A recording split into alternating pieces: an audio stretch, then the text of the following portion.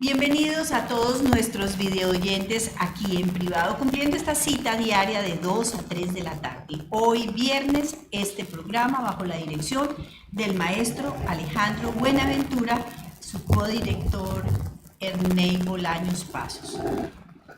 Maestro, muy buenas tardes, bienvenido a su casa. Doctor Ernei Bolaños, bienvenido a su casa. Mi casa. Su casa, esta es su casa, maestro. Bueno, mientras tenga casa está bien. Muy buenas tardes, muy alegre como siempre, lleno de orgullo de poder conversar no solamente con el par de colegas tan hermosos, tan bellos, tan interesantes, tan profundos, sino llegar a ustedes, a los videoaudientes, Sí. que son como el referente máximo de lo que hacemos. Hay una introducción que quiero hacer porque hoy tenemos una noticia triste, la muerte de un monstruo de la cultura universal latinoamericana, del canto profundo del siglo XX, que se llamaba Alberto Cortés. Sí, señor.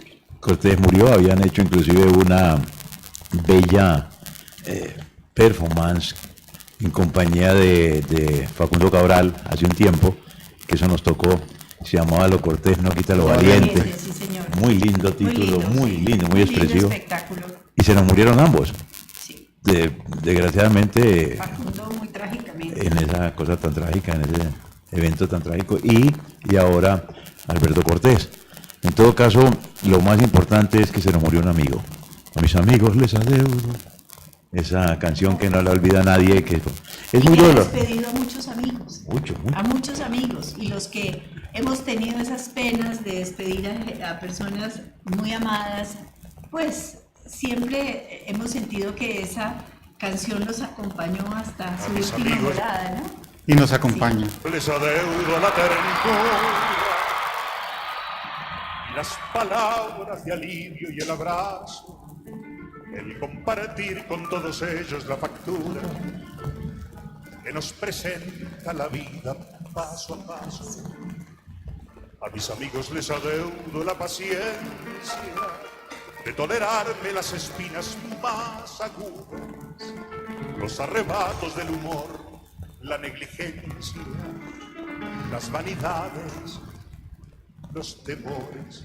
Y las dudas. Conmigo, ¿eh? El Un barco frágil de papel parece a veces la amistad, pero jamás puede con él la más violenta tempestad. no hubo ningún entierro en las últimas épocas, sobre todo entierros de artistas, de cantores, de inteligencia, que no estuviesen acompañados de esta canción. Sí, señora, sí. Siempre lo cantábamos y siempre había algún guitarrero y siempre habría algún cantor que lo entonaba y hacía entonarlo a toda la concurrencia de ese velorio, que se convertía más en un canto hacia la esperanza que en un velorio.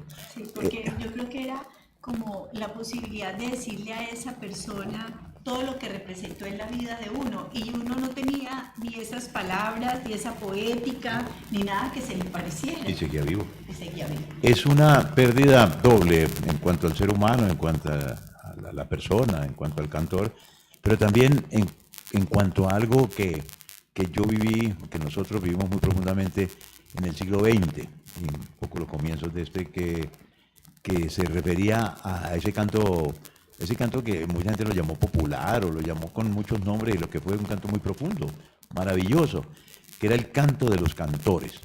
Fue un canto que se puso en la otra margen del canto también maravilloso, claro, como del bolero o el de la balada, que fue estupendo en América, sobre todo en América Latina, pero que se ponía en el terreno de la profundidad humana, de la profundidad social, del comentario valioso, profundo, y que ha ido desapareciendo.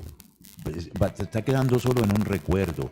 Con estas transformaciones y esta agilidad de este siglo XXI, entre la juventud sobre todo, hay poca juventud que tiene afinidad con Atahualpa Yupanqui, con Citarrosa, con los cantores argentinos, cantores uruguayos, chilenos, con Víctor Jara, con todos ellos, porque representaron y fueron en cierta forma un poco estigmatizados, porque se convirtió su canto como en un símbolo de político, político, y entonces se fue desarraigando en muchos sectores.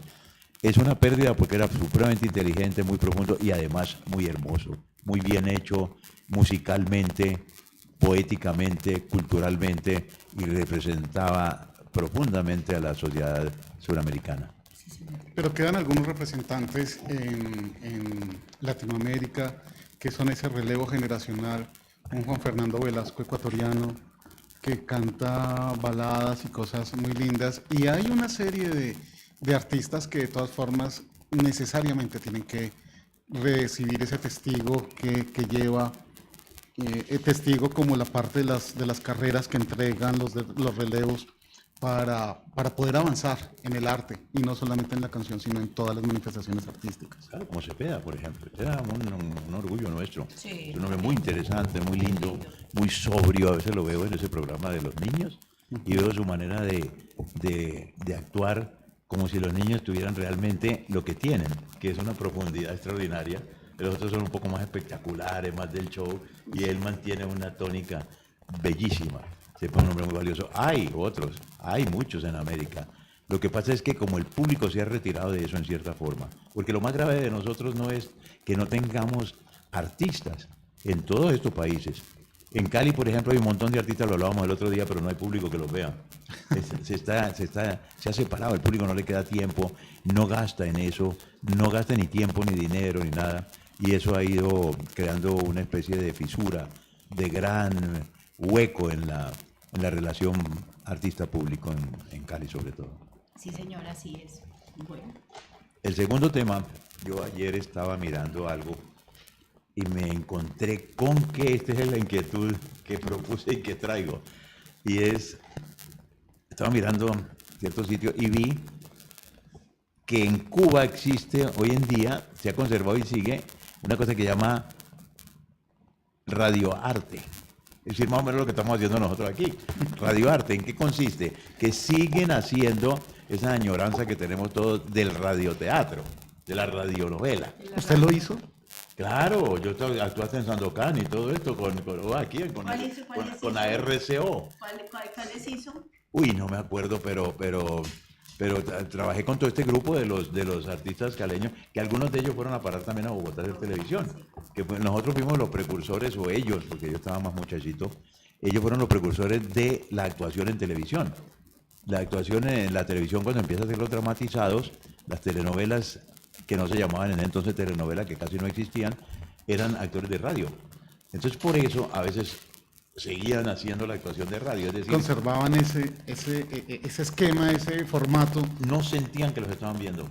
Es como los que transmiten hoy en día los partidos de fútbol, ajá, que no se han dado cuenta, yo no sé por qué no han podido entender que están pasando el partido en la televisión y la gente lo está viendo. Entonces ellos lo cuentan como si estuvieran en el estadio contándolo para un público radio escucha. Pero también hay otros comentaristas, por ejemplo, a propósito de eso, que empiezan a conversar entre ellos y a criticar a los jugadores, y entonces le hacen perder el hilo al televidente de lo que están viendo. Bueno, Juan tiene las redes sociales donde se pueden comunicar con nosotros, porque hemos ampliado nuestras redes sociales para que este programa llegue a más y a más videoyentes. Así es, doctora, los que se conectan en este momento con nosotros, un saludo muy especial. Nos conectamos todos los días de lunes a viernes de 2 a 3 de la tarde por Facebook Live, por las redes sociales de Lucía Nader Asociados, Oye Cali, Corrillo de Mar. Y ahorita, como lo decía la doctora Nader, estamos transmitiendo por Twitter Live para las personas que nos siguen en Twitter. Bueno, ya está la opción del programa en vivo. Sí, bueno, queremos darle un saludo a doña María Ñáñez. Ñáñez.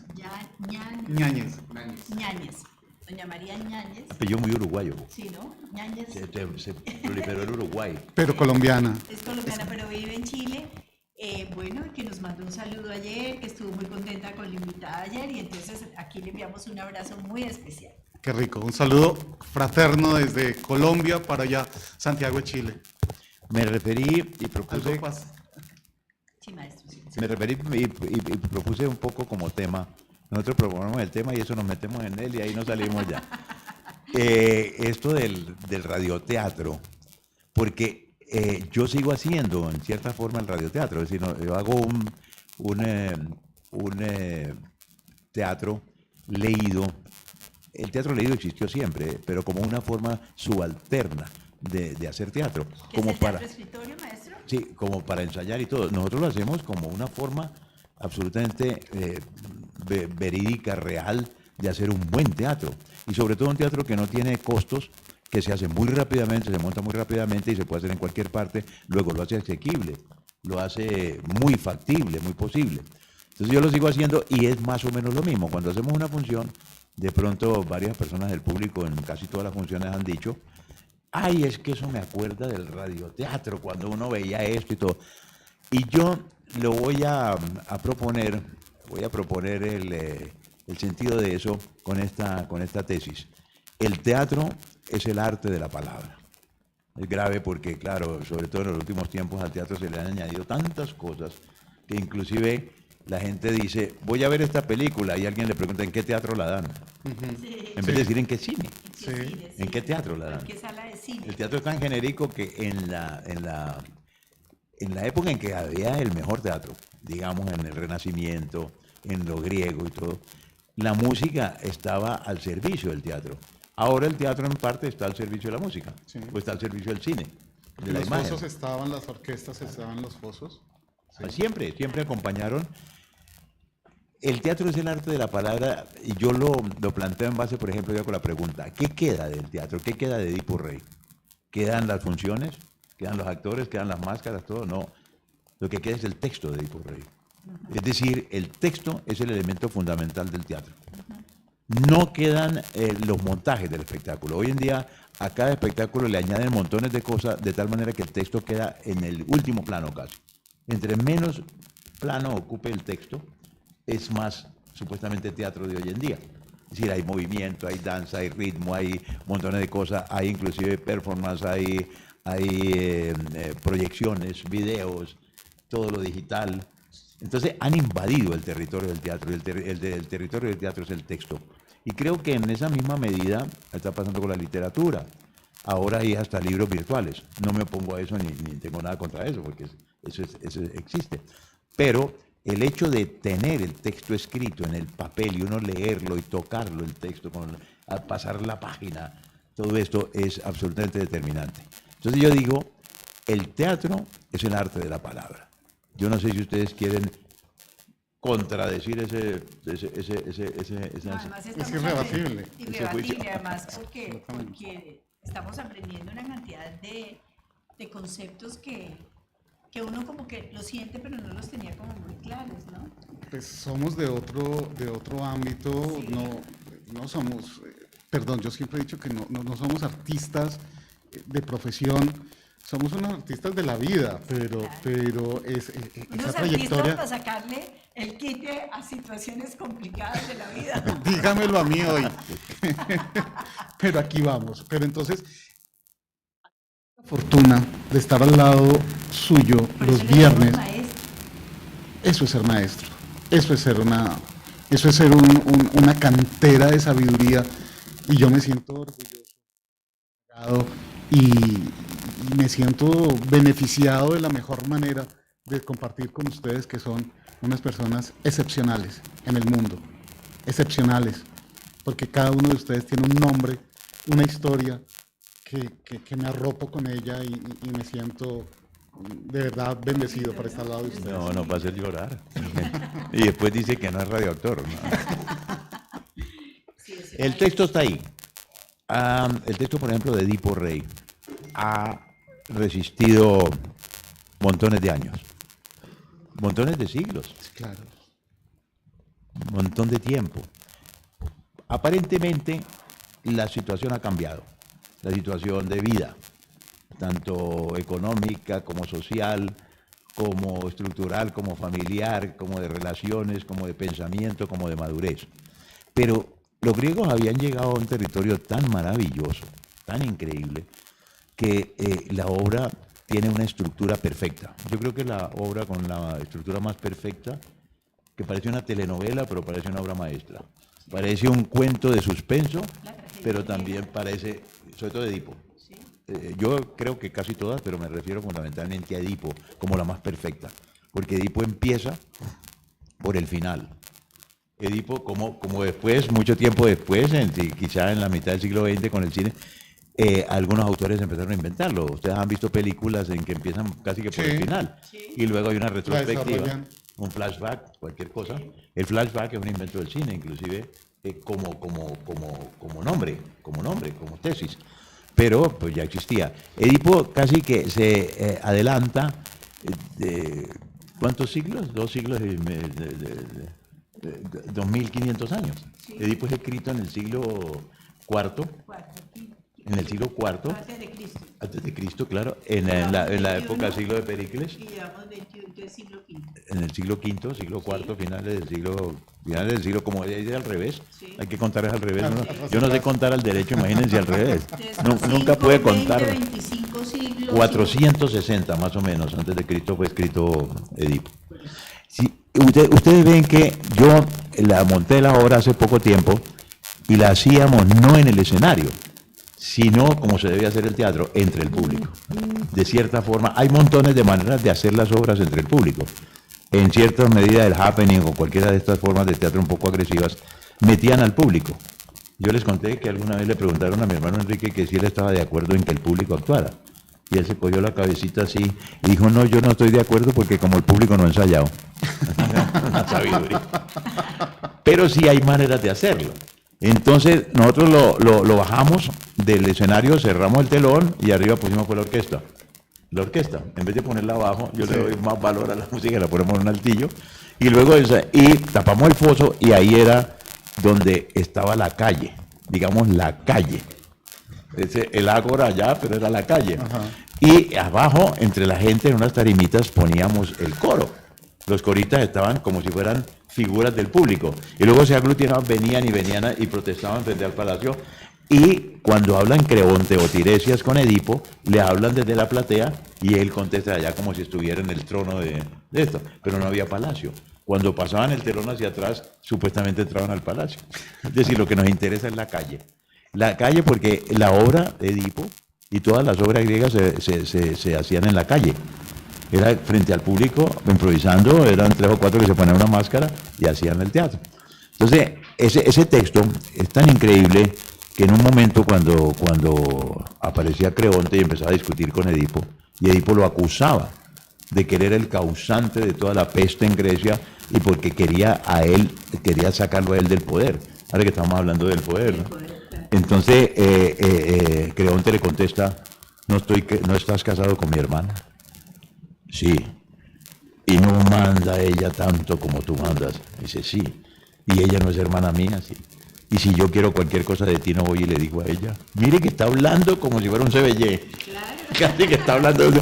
Y se volteaba el actor, yo le marcaba, volteate y le hablas al público. O sea, si alguno de estos de aquí necesita algo de ti, ¿a quién viene? A mí. Así que yo para qué voy a querer todos esos problemas del poder con todos los conflictos que tiene y todo, en vez de gobernar tranquilo sentado en mi casa. Es exactamente un discurso para definir nuestra política, nuestra situación y toda la política de todos los tiempos, claro. Porque ese es el conflicto de la política. Claro, conflicto. Siempre. Pues como lo vemos los legos, es que simplemente es una lucha por el poder. Solamente. Entonces, Edipo pero en todo, ¿no? Fíjese en las parejas. En las relaciones ¿La relación humanas. de pareja es una relación de poder? Sí, es una relación de poder en las relaciones humanas. Y si después Freud lo asume, lo trata de esa manera tan magistral y lo convierte hasta en un complejo. En un dicho. El complejo de Edipo. Es un dicho que la gente a veces ni sabe lo que está diciendo. A veces ni saben quién es Edipo ni quién era Yocasta. O sea, pero sí, pero digamos, Freud... Ahí la meto en el conflicto. No, Freud lo transforma en toda una expresión propia de la estructura psicológica en el proceso de desarrollo de los seres humanos.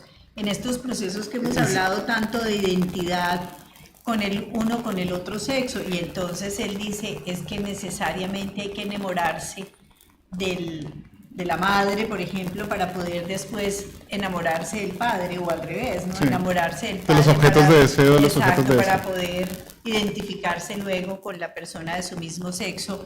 Y él explicaba psicológicamente, pues muy creativamente, un poco científico en este momento el asunto, pero lo explicaba muy lindo y realmente se sabe que en cultura occidental este tipo de expresiones se dan, ¿no? Como parte del desarrollo. Que no ese muchito está en el Edipo completo, bueno, y cosas de esas. Y después de Edipo viene el tema del complejo de Electra, que Sí, es claro. el mismo proceso, pero De con la hija y mujer. padre. Al revés. Sí, como en esa época las mujeres realmente no eran objeto de estudio. Las mujeres son las que estudian. Claro, pero en esa época no eran objeto de estudio. Objeto de estudio. Siempre estudiaban ellas. Sí. Ahora, ese cuento de Edipo, que aparentemente, ¿qué cuenta? Un accidente. Un accidente. En primer lugar, le dicen a la madre y al padre que ese hijo de ellos los va a matar, se va a casar con ellos. Un adivinador, Sí, Sí. un oráculo. un oráculo. Es decir, cuántas cosas nosotros seguimos creyendo que nos van a pasar porque lo dicen las cartas.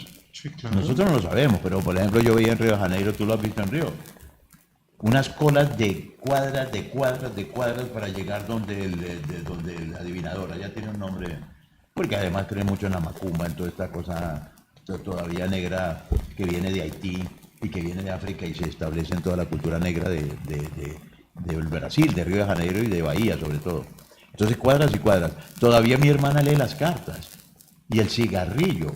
Y la gente va y se pone a mirar el cigarrillo y le cree. Es decir, ¿hasta dónde se cree hoy en día en brujas? Es el pensamiento Yo no creo mágico. en brujas, Pero pero que cuando las hay, usted las dice hay. que las filas en Río, en Bogotá, cuando Regina no sé qué, una vez veníamos y tenía la sede allá en Chapinero y veníamos y veíamos con una compañera, trabajamos con el distrito, venía una compañera, veníamos con una compañera y vimos una cola como de 2 cuadras y media. Y resulta que dijimos, ¿y esto para qué es? No, es para que mamá Regina o yo no sé quién nos eche la bendición y no sé cuántas. Bueno, ¿y esto es gratis? No, tenemos que pagar. En ese momento era un platal. Quiero contarles que era como 10 veces el sueldo que yo me ganaba. Wow.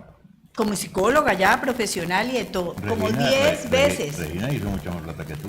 A ver, no, pues que yo no he hecho plata, maestro, las arcas vacías, pero le quiero contar que pues teníamos, a ver, sueldo de recién egresados de psicología en la cosa pública, etcétera, pero la cuota que le daban para que les echara la bendición y todo, y nosotras nos mirábamos con mi compañera y no podíamos creer que esto estuviera pasando. Hoy pasa. Y sigue existiendo. Hoy pasa. Y les hacen baños y que los ángeles y que los arcángeles y que no sé cuántas y realmente es y que hablan con los muertos y yo qué sé, bueno, Infortunadamente hoy vestidos también con títulos de profesional. ay qué triste, Ese ¿no? mensajero del oráculo de Tebas, Sí, Tiresias, viene y les dice eso. Cuando ya se destapa todo posteriormente, Edipo ha matado, porque dicen asesinado, no es verdad, él lo mata en una batalla prácticamente. Edipo lo mandan a vivir, se lo dan a un pastor para que lo mate en el monte Citerón, pero él le da dolor, lo lleva amarradito, niño, lo entrega a otro pastor, ese pastor no es capaz de matarlo y ese va y se lo entrega al rey Layo, el rey de Ítaca, no, Ítaca es el bueno, No, Ítaca se lo entregan a otro reino y ese rey que no tenía hijos y su esposa que pues, no tenían hijos, entonces lo asumen como un niño y lo adoran toda la vida, sí, hasta que en un banquete, los banquetes de las cortes, ¿no? Están ahí y él le dice algo a un muchacho y el otro muchacho le dice, usted que ni siquiera es hijo de su padre, de no sé qué. Y él eso lo enferma porque debe haberse producido algún recuerdo tácito de lo que él no vivió, pero vivió. Entonces él se va ya de allá, de ahora les digo el nombre del reino del Ayo. Y Pues en qué el bonito. camino encuentra un cortejo que viene y el rey que viene en el cortejo, el señor, lo insulta, lo hace quitar, lo guardia, entonces él se enfurece, los mata a todos, como era, pues eran unos atletas, y mata a ese señor era su papá, que era el que llama el papá de Edipo. Ya lo buscamos. Bien, el hecho es que Layo es el papá y el que ha matado es el no papá, el del reino de allá. Al matarlo, regresa a Troya, a Tebas, que es la ciudad de ellos donde se desarrolla Edipo Rey, y lo encuentra que está asediada por la Esfinge, toda la peste que hay y todo eso, y entonces él derrota a la Esfinge en la famosa duelo de genialidad de él, y luego entonces el que derrotara a la Esfinge y todo eso se convirtieron en pretendiente primario para la mujer que había quedado viuda, que era la reina. Sí. Entonces se casa con la reina. O sea, se vuelve una novela ya de amor terrible, de incesto y todo eso. Claro. O sea que se vuelve otra telenovela. Después de que viene todo esto, entonces empieza esa peste a producirse, entonces viene el mismo adivino y lo acusa y le dice que él es el asesino. Delante de la gente que está viendo la obra le dice que él es el asesino, entonces se acaba la obra. ¿Qué hace Edipo? Pólibo. Pólibo. Rey de Corinto. El rey de Corinto. Viene el conflicto por la peste, por lo que le ha dicho, y él empieza a inventarse una serie de recursos impresionantes que hacen que la obra llegue a casi la solución en una especie de estácimo o de capítulo y se devuelva. Y va y se devuelve, y va y se devuelve hasta en el último, en que ya el pastor que lo ha llegado van y lo traen. Y él dice que sí, que ese era el niño. Entonces él se saca los ojos, la madre va y se ahorca, y él se saca los ojos porque no quiere seguir viendo la vida ni lo que ha visto y todo eso. Se va y ahí termina la obra. Fíjense que es impresionante. ¿Qué es lo que la hace impresionante? La manera como está escrita.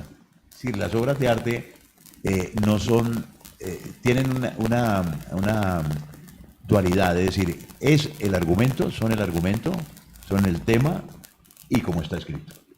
Lo fantástico de Sófocles o lo fantástico de Shakespeare es cómo lo escribe. Eso lo convierte en el arte de la palabra. Hace que trascienda, hace que siga por siglos y siglos siendo una obra maestra. Se la monta hoy en día en el mundo entero. Ustedes miran alguna cosa de nuestro famoso Google.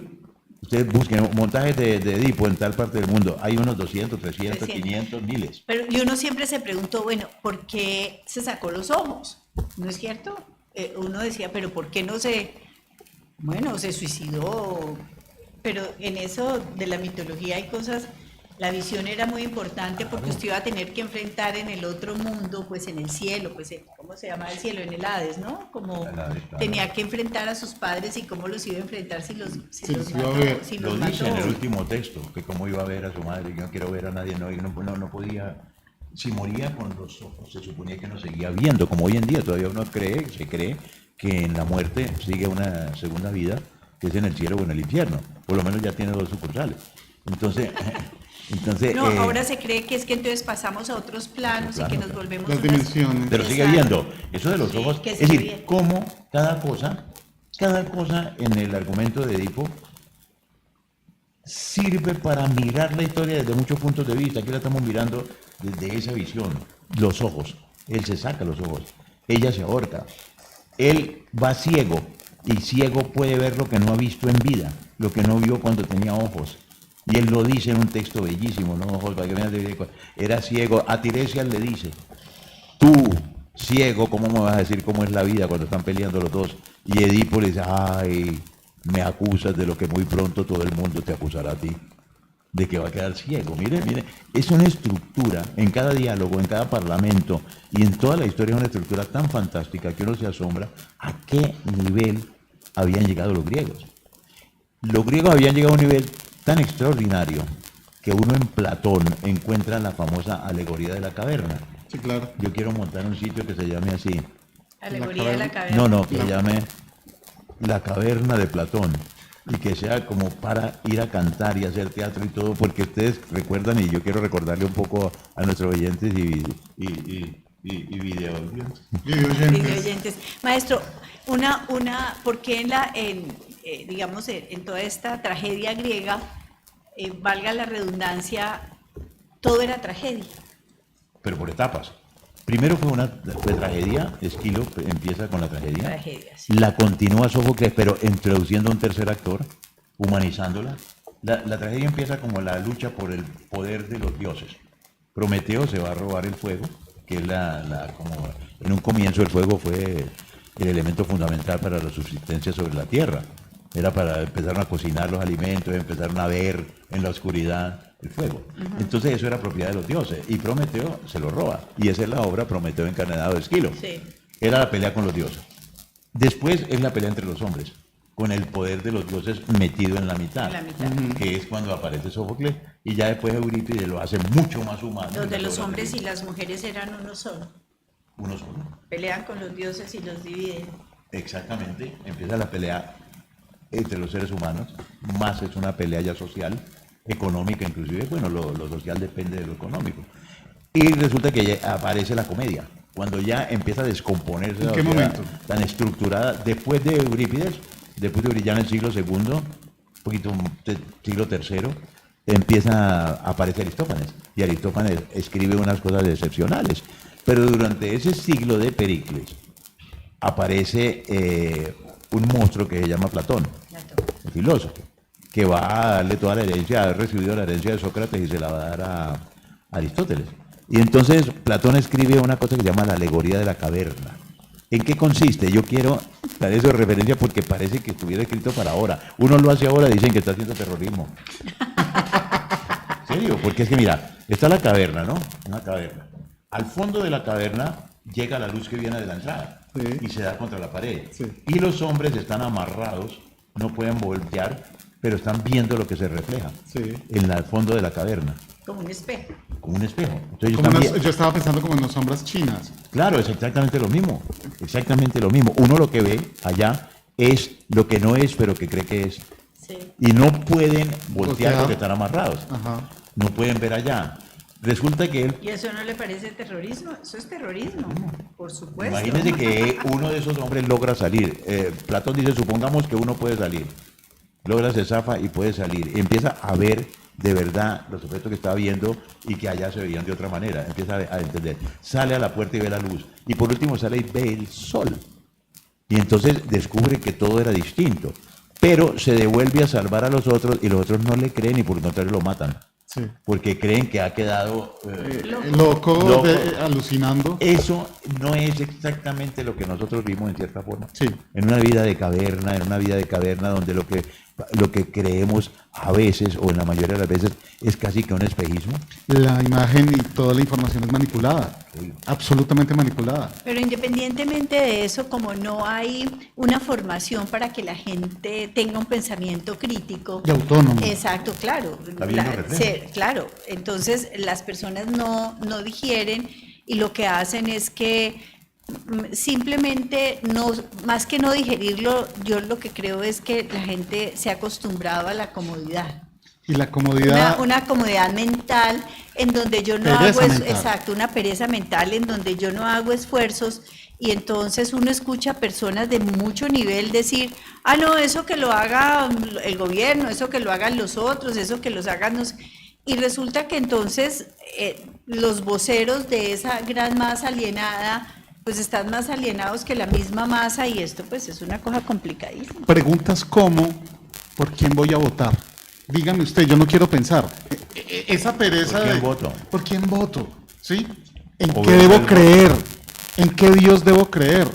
Entonces hay unas confusiones de mucha gente frente a su pensamiento religioso, frente a su pensamiento político, frente a otras cosas, que lo que hace es no asumir la responsabilidad del pensamiento, de la crítica, de tener pensamiento crítico. Y entonces se vuelven disonantes cognitivos, lo llamamos nosotros en psicología. La disonancia cognitiva es la contradicción que hay entre lo que usted siente y piensa y lo que usted hace. Entonces, como hay tanta, digamos, diferencia, usted siempre le está atribuyendo a alguien de afuera la responsabilidad de lo que a usted le pasa. Claro. Es el de afuera, el otro, el causante.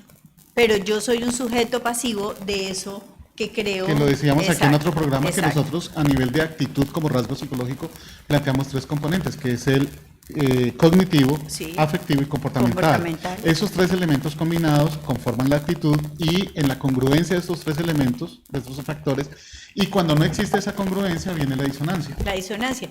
Y eso ha sido la humanidad toda la vida. Disonante. Disonante. Entonces usted le dicen, tiene que coger para allá, entonces usted coge para allá. Tiene que coger para allá. Pero nadie se para a ¿Para dónde va la preguntar gente? para dónde va Vicente. Y entonces uno dice, bueno, ¿y yo qué? ¿Yo qué? Yo existo, yo estoy de acuerdo con esto, no estoy de acuerdo con esto, yo investigo, yo leo, yo miro. Eso es lo que deberíamos hacer, digo. Y cuando digo yo, no es que yo lo haga, es que es como que el cuestionamiento que se debe hacer cada ser humano. Es ¿sí? decir, que tú, entre comillas, Sí, claro. tú lograste salir de la caverna. Viste la luz y vienes a transmitirla, pero no te creen. No te creen. Pero en no este pueden momento- creerlo. Totalmente de acuerdo en ese planteamiento, pero poniéndolo en este momento histórico, independiente que el otro te crea o no te crea, lo importante es que uno se lo crea. Sí, señor, así es. Bueno, vamos a ir a una pequeña pausa y ya regresamos.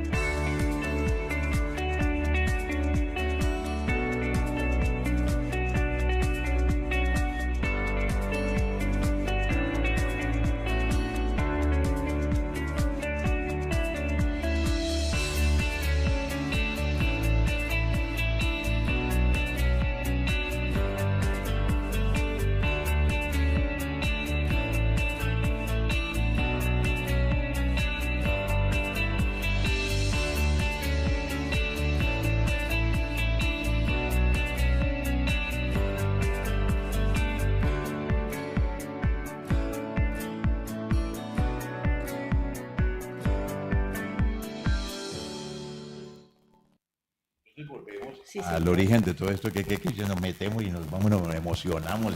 Nos emocionamos y Le damos la usted vuelta a nos la quedó, historia. usted nos quedó de dar un pequeño regalo, y es interpretar aquí para todos nuestros video oyentes el cartero de Neruda, un pedacito, aquí tiene, Pero ¿usted mire. se ha dado cuenta de lo que está haciendo? Ella se liberó de Rosa.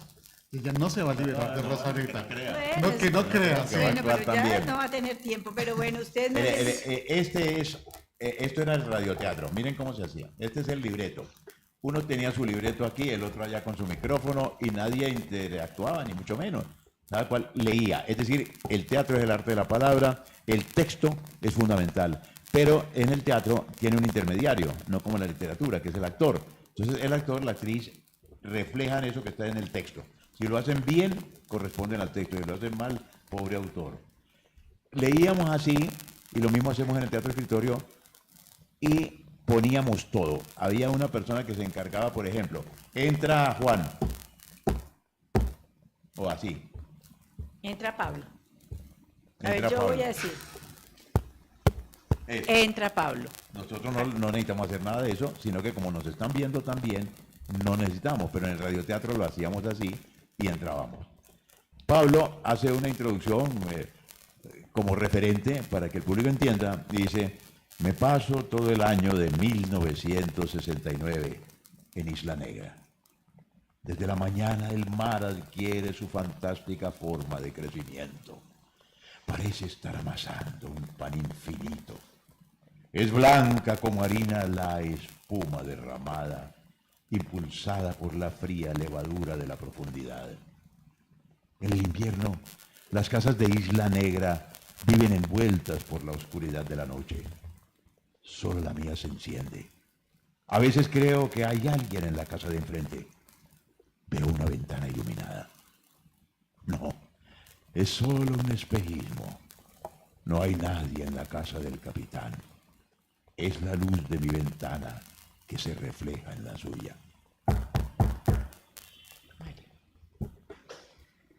¿De dónde es? De Suecia. ¿Por qué la abre antes que las otras? Bueno, porque es la que más me interesa. ¿Cómo sabe que es la que más le interesa antes de que la haya abierto? Bueno, porque es de Suecia. ¿Y qué tiene especial Suecia aparte de las suecas?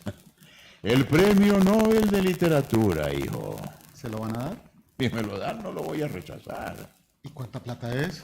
$150.250. ¿Por qué usted recibe tantas cartas, don Pablo? ¿Y te canso traérmelas? No, al contrario, me gusta.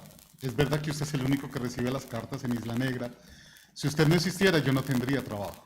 Bueno, voy a tratar de no morirme nunca para que no te quedes cesante. A mí me gustaría mucho recibir algún día una carta. ¿Qué se siente? Depende. Si esperas una carta de amor, ansiedad, La ansiedad es como cosquillas, ¿no? ¿como cosquillas?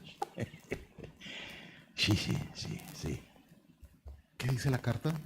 Mario, amiga mío, si me estás hablando todo el tiempo no puedo leerla. Perdóneme, don Pablo, perdone. A ver.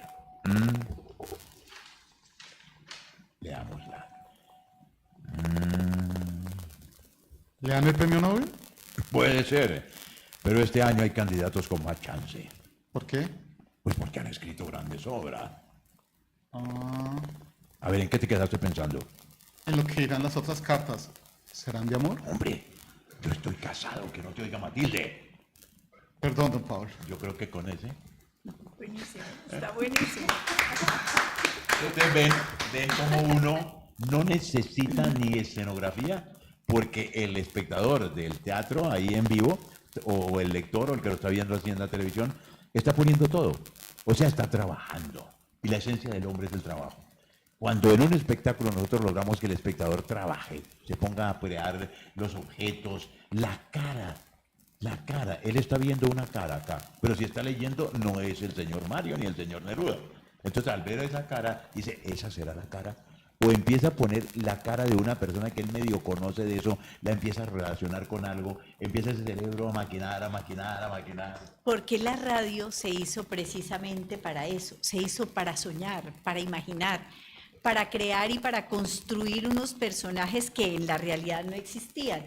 ¿Cuántas mujeres y cuántos hombres no se enamoraron de esas figuras que no conocían y que solamente escuchaban? Yo tengo una anécdota buenísima de una señora que se enamoró de un locutor famosísimo aquí y entonces decidieron ponerse una cita, pero ella dijo, no, yo voy a decirle que voy vestida de otra manera y a él le dijo que se vistiera de una determinada manera y cuando lo vio dijo, No, le me pareció escondo. terrible, dijo, no, yo ese gusano que eso no me voy a enamorar nunca. Y entonces ese tipo de cosas pasaban porque la gente a través de la voz construía una imagen. A ver, ¿Sí? ¿usted tiene una anécdota personal de alguien que por su voz le dijo Sí. cosas muy especiales? Sí, también una vez me llamó un muchacho, yo era también muy joven, y me dijo, ¿usted cree que uno se puede enamorar de una voz? Y entonces le expliqué esto, le dije, a veces uno construye imágenes fantásticas por la voz, pero si la encuentra en la realidad, a lo mejor esa voz no le corresponde a lo que usted tiene en la imaginación. Dijo, ¿y usted cree que yo me desilusionaría si la conozco? Muy Entonces, lindo. yo ahora le fue. pregunto a Lucía, ¿y usted cree que uno se puede enamorar de vos? Bueno, algunos lo lograron. ¿Lo logran? ¿Lo lograrán? No, ya, qué caramba, ya Ah. dejémoslo de ese tamaño. No, venga, no se no, pase no. La voz, Esa busquen a poesía. Rosa. La voz es la esencia del actor. Ahora, ¿qué es lo que hace la voz? Transmitir todo lo que siente el cuerpo, el alma. Bueno, el alma como parte del cuerpo, el cuerpo como parte del alma. Están pegados. Entonces, uno siente tristeza. Y la voz Está empieza y se quiebra la voz y empieza a hablar así y empieza a sufrir con la voz. Pero ese sufrimiento está saliendo del hígado. Yo ahora trabajando con unos médicos actores, con médicos que quieren hacer teatro, que están haciendo teatro conmigo. Sí. Entonces yo estoy hablando y digo, es que la voz en el momento de una emoción, que todas son emociones realmente, sale acá del bajo vientre, del esto y todo. Y no es cierto que no sé qué. Y me volteo donde un neurocirujano que acaba de llegar de una operación de 8 horas del ojo para adentro. Y entonces le digo, doctor, usted cuando pide, por ejemplo, el escalpelo ahí en medio de esa operación terrible y todo, ¿con qué lo pide? Y se quedó mirándome, un tipo como de 2 metros, se quedó mirándome así y me dice, de acá abajo, claro. Porque él dice, páseme tal cosa, rápido, esto, lo otro. Y lo está sintiendo acá porque la premura, la urgencia, la necesidad y el terror Uno operando un cerebro debe sentir un miedo espantoso. Claro. De ir a tocar lo que no es, de ir a meterse en una caverna Y como es dejar del un cerebro. bobazo ahí. Peor que la caverna Claro. de Platón. Pero además porque hay una cosa, maestro, que la ciencia se acuerda que decía primero, bueno, que el corazón era donde se sentían las emociones, después dijeron que no, etcétera, etcétera, que todo estaba en el cerebro. Y hoy se sabe que tanto el corazón como el colon, por ejemplo, tienen un pequeño sistema nervioso que a veces reacciona primariamente frente a las fuentes de estrés o depresión antes de que le llegue la orden al cerebro. Esos son micros de segundos. ¿Le cuento un Impresionante. cuento mío? Cuenta. Un cuento que se llama, Por eso hay que hacerle caso a la intuición. vea, ¿cómo es que llama?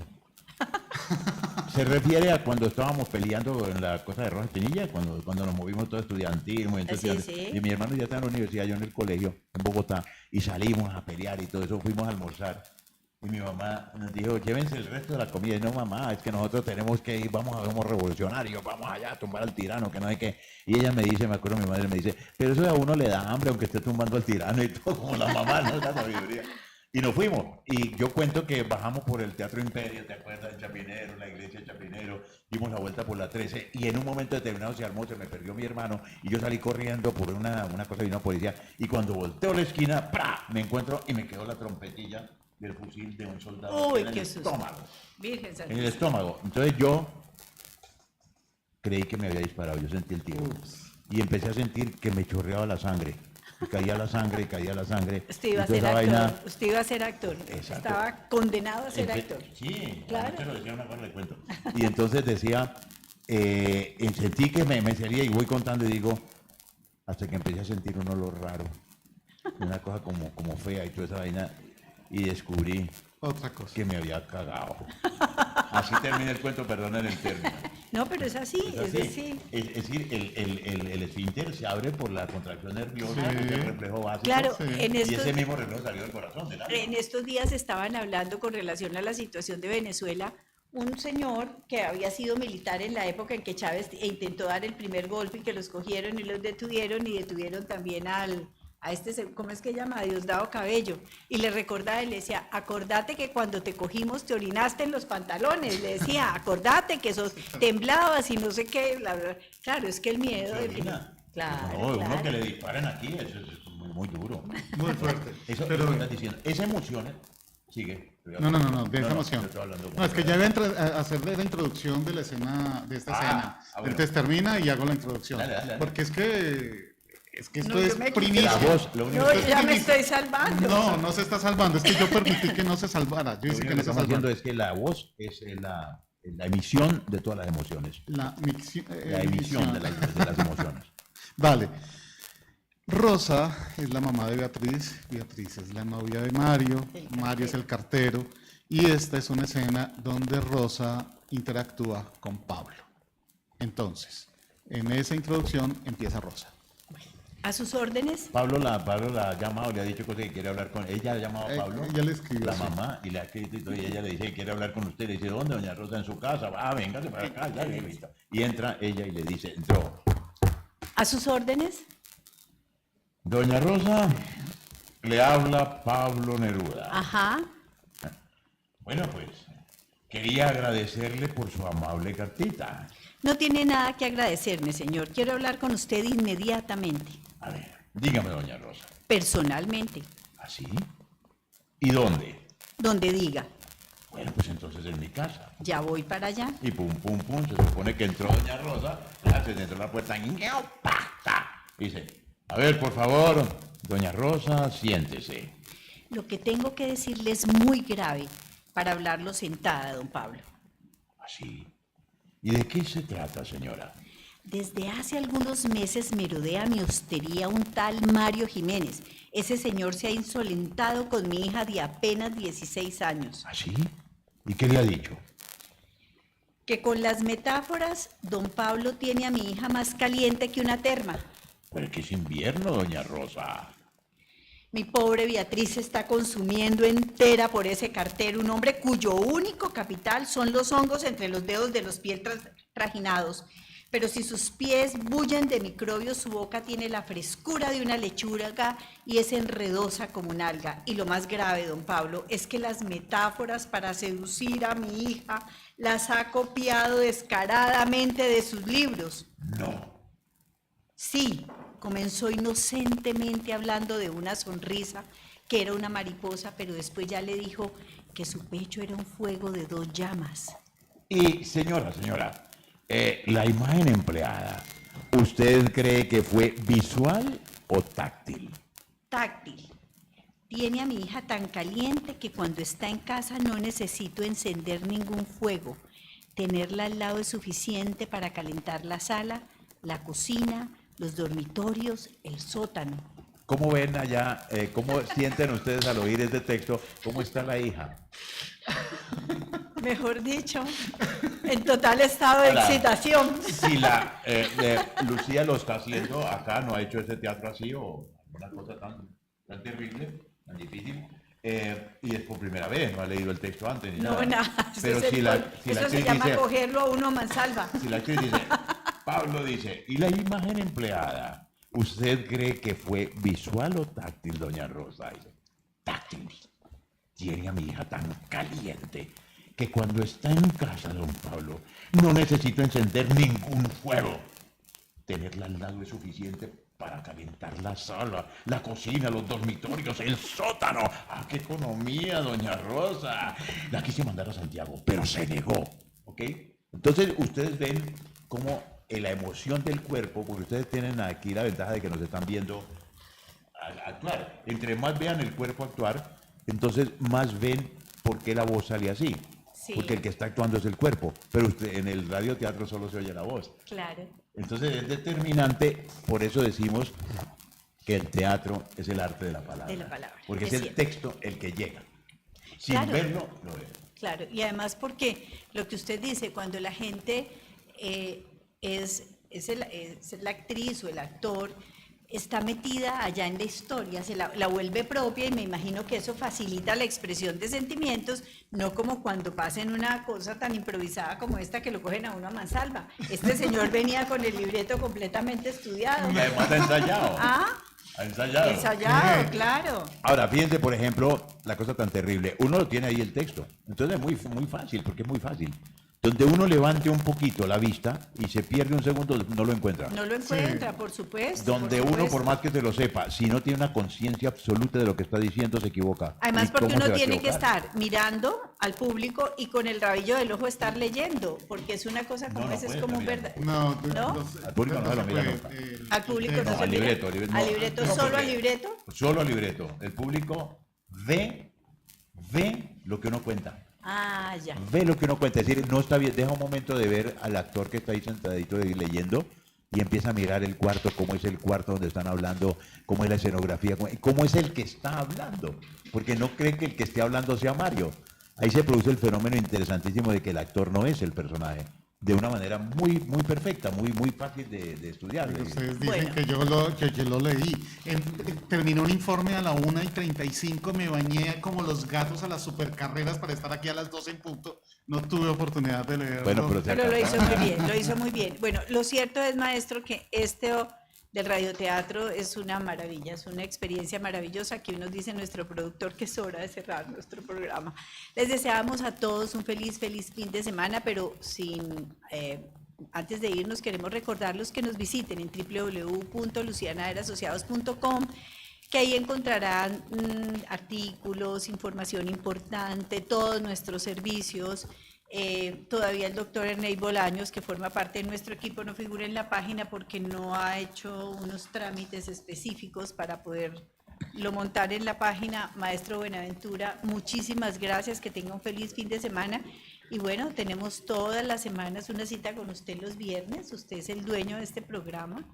Y a todos nuestros videoyentes, un abrazo y, como dice Martín, besitos por toda parte. Hasta el próximo viernes, que me quedo esperándolo como loco. Maestro, saludos de Janet Bolaños Pasos, me está escribiendo y le manda saludos y abrazos totales. Sí, la hermanita, que es tan querida. Bueno, para todos, un besito.